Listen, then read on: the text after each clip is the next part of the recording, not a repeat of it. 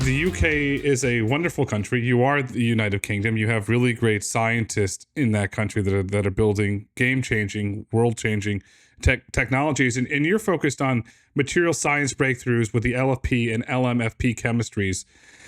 How are they improving electrochemical performance at the cell level? Obviously, as I'm sure you know, LFP and LMFP are playing a key role in terms of the future of EV propulsion systems. And so we have been focusing on that sector for a good 5 years now.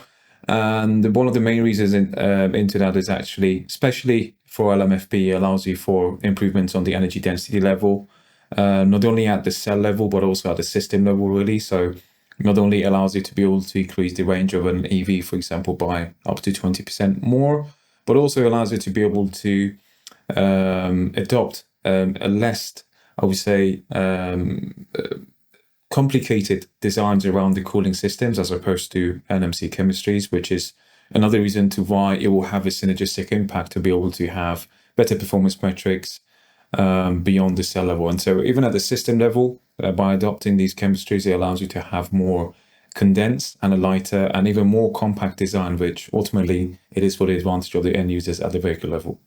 When your chemistry, one of your big breakthroughs, I've noticed that you use more manganese than traditionally has been used. Why is that? Why do you think other, what's called competitors or other individuals in the industry have not experimented necessarily with that?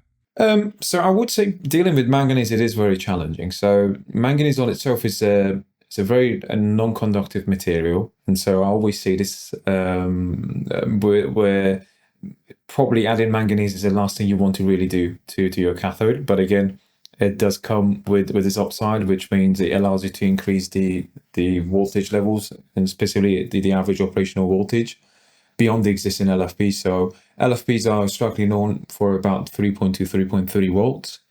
By adding manganese, you're increasing that threshold up to an average of 3.7, 3.8 volts, depending on the composition amount of manganese you have added.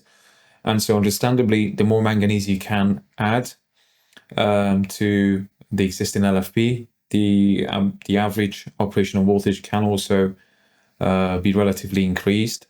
Because of the nature of manganese on itself, which, as I mentioned, is non-conductive, it does require a different sort of parameters to be worked on and also mostly controlled during its synthesis process. This means it phases out most of the existing conventional approaches that are currently being used for development of LFP, i.e. solid-state synthesis approaches.